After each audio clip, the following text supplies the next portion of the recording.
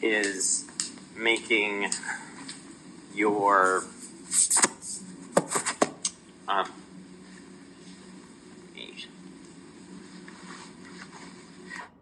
we have Country Western Day today. I was gonna say, I really like this shirt. Oh, I didn't see you wearing jeans. That's like rare. That's like, Well, when you have a Western Day, it does have an effect. So our rib cage is going to have, we have two separate things. So we have the isolation to create direction, right? That's rib cage. But then also, because we're using two-leg rotation, right, which is creating a rotation of our pelvis by being able to move the bottom of our pelvis, right? mm-hmm. But we don't want our upper back turning. So that means that I have to have an isolation to the same degree that I'm rotating here against that direction with my upper pelvis to be able to keep everything in place. So whether I'm doing it by holding something in front of me and as I rotate, not letting that move, we're doing the I Dream of Jeannie and not letting that move. So then as I shift my rib cage to its new position, I'm not letting... Does that make sense? Because right now what's happening is as you shift, you have your rib cage going, but your whole sideways rather than just the lower part, which is going to create more compression in your back. Yes.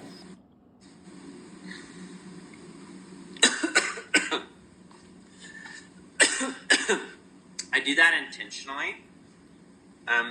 When you're, this is for him. Okay. When building body actions, any competent sports trainer or physical therapist knows that when you have an action that you're trying to then teach an isolation against, right? So if the goal is to be able to keep my upper spine from rotating when I rotate my lower spine, you don't do that by having this not move and then trying to rotate my lower spine. Because from a neural pathway standpoint, you're never completing the neural pathway. So first, you want a completed neural pathway. I want this. Because I'm completing the muscular action, once I have this muscular action complete, my body already has this neural pathway established. Now I can establish the resistance to it and then the coordination between the two, right? So you need to be able to rotate your upper torso in isolation against your lower body. Does that make sense? Now, let's say if you had a spinal fusion, we're just going to live with the fact,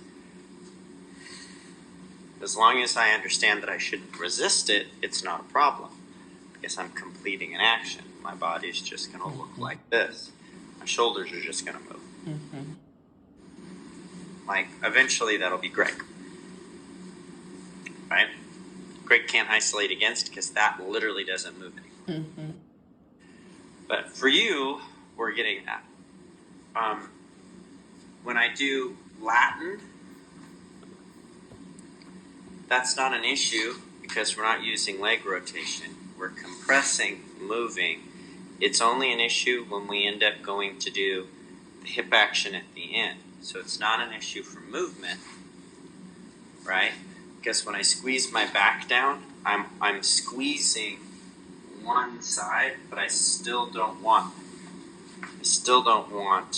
the upper body to move. So I still have that isolation, but it's not part of my movement.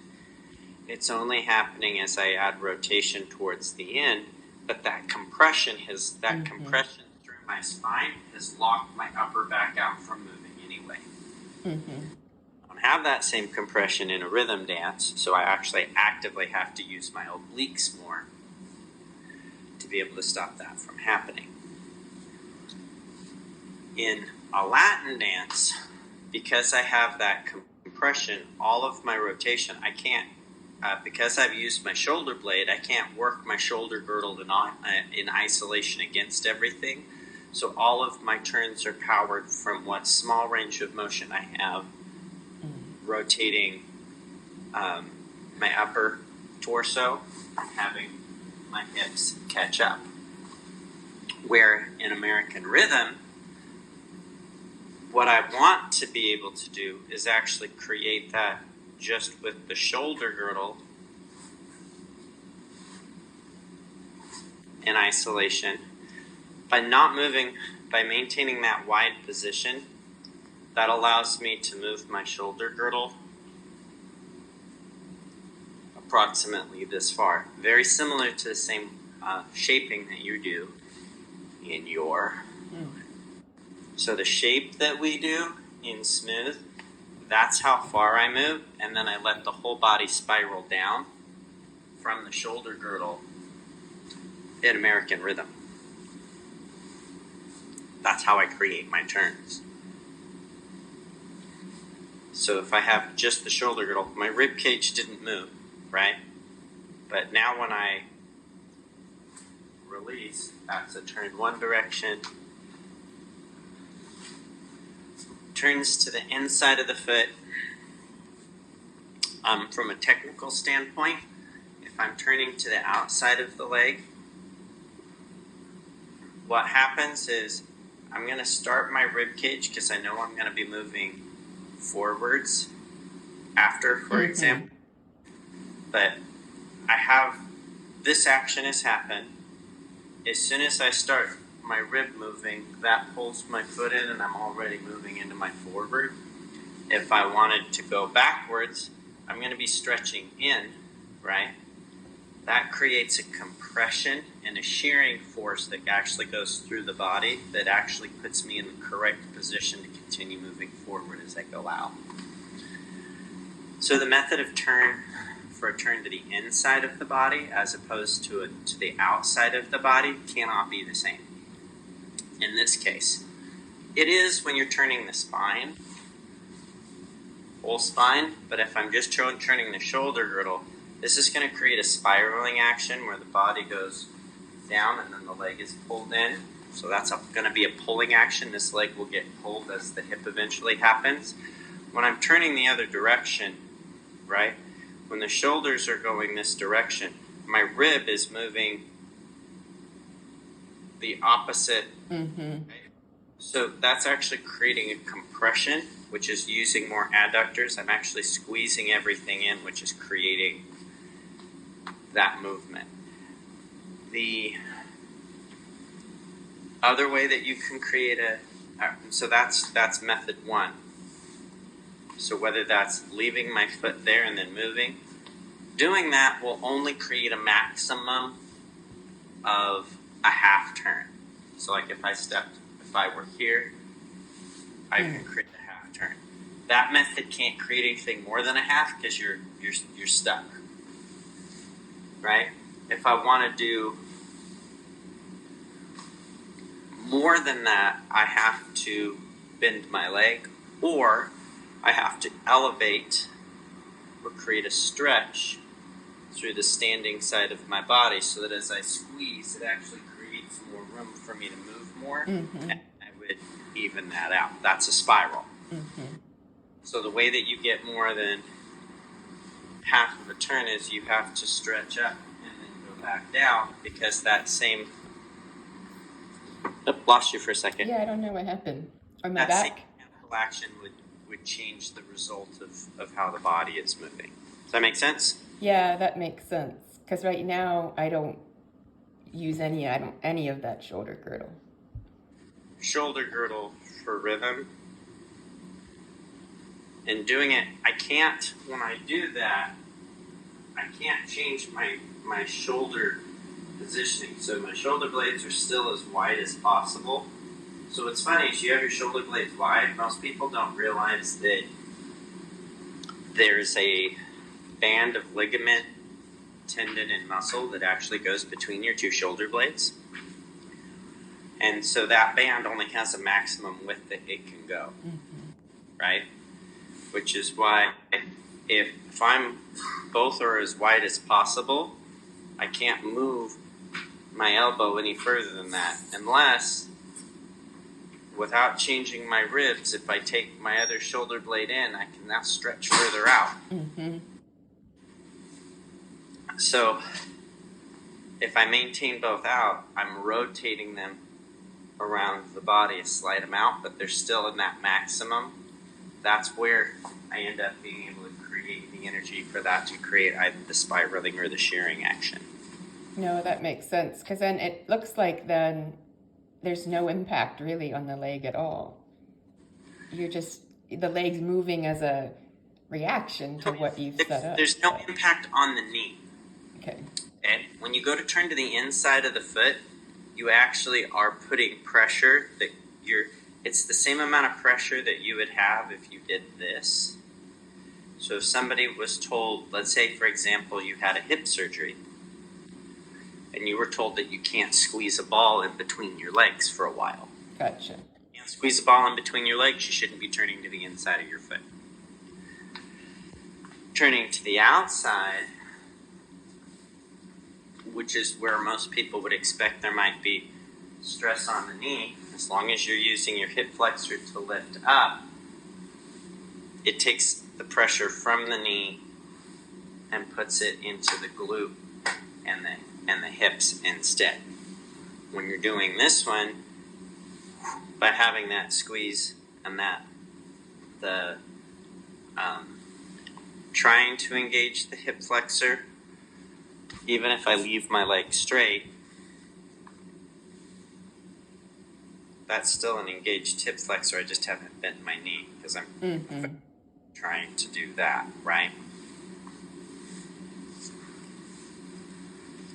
I can release my leg as I turn the same way I do. And initially, this is how I have everybody do this turn. So that would be the mechanic I want you to train. Just like you have a collection when you turn to the outside, I want a collection as you turn to the inside.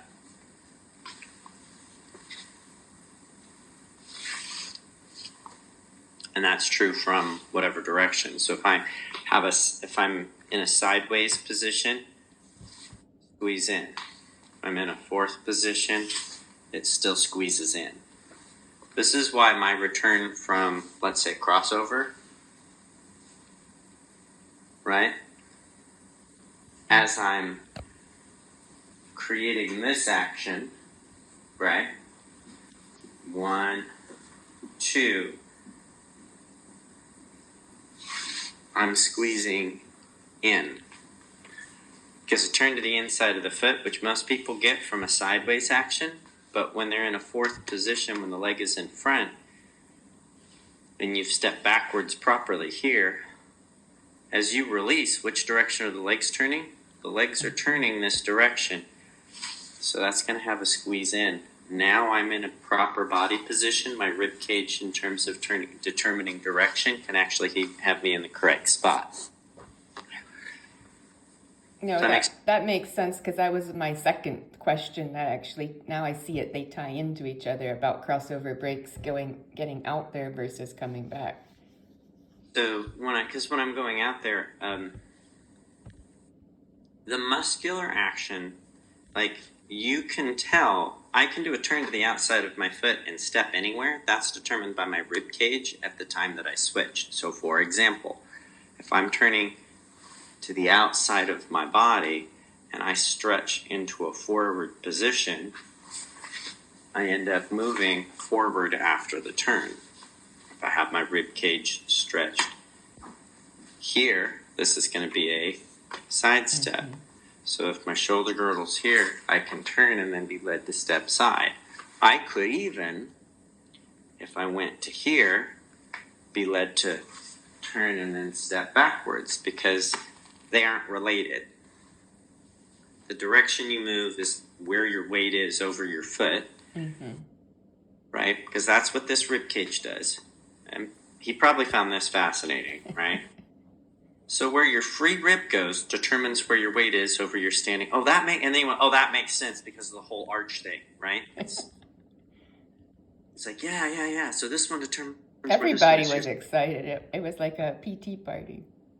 Right? And you can get your weight over the outside of your foot. It's why when somebody goes to bat, they actually want them taking this rib over here because it gets you over the outside of your supporting leg, which then gives you more power as you go through. Yeah, that makes sense. You don't want to be here because that's weight over the inside of this foot. You actually want to be over the back outside edge of this heel, so that as they're moving, they're actually driving diagonally through their supporting leg, which creates more torque. Yeah, that's cool. Anyway, you'll because you're recording this, right? Yeah. He'll have that and he'll be like, interesting. But a lot of that's understanding how to do the individual parts, right? That leg rotation, right? I can use my obliques, which are what turn the top of my hips. I can engage my obliques and my two leg rotation to create more power. There's a baseball player on the Diamondbacks named Christian Walker, who's small. He's a small guy for a pro baseball player. His power numbers are insane. And the way that he generates his force is he's using both his obliques and simultaneous two-leg rotation to create a much higher power ratio than most people. Because most people are either using leg rotation or they use their obliques and they're using their quad to push. He's using both and still pushing. So he's ending up getting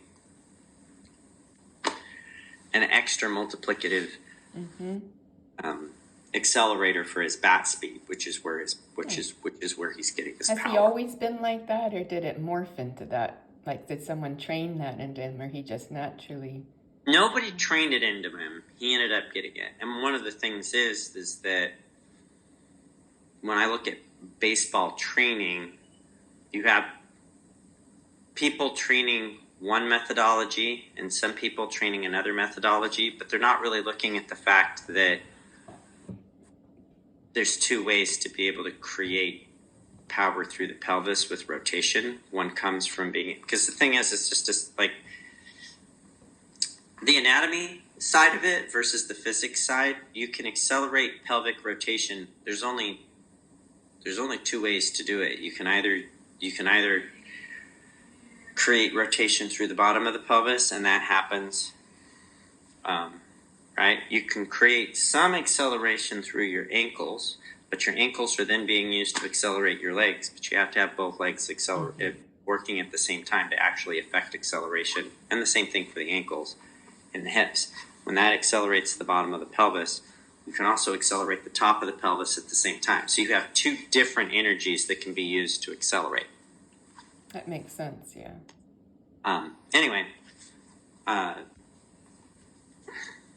the easiest one to learn the correct position of from the inside is from a sideways step. I can do it from a backward step. It's going to be the same regardless, right? If I take a backward step and I have my body forward, I would end up moving away from my partner.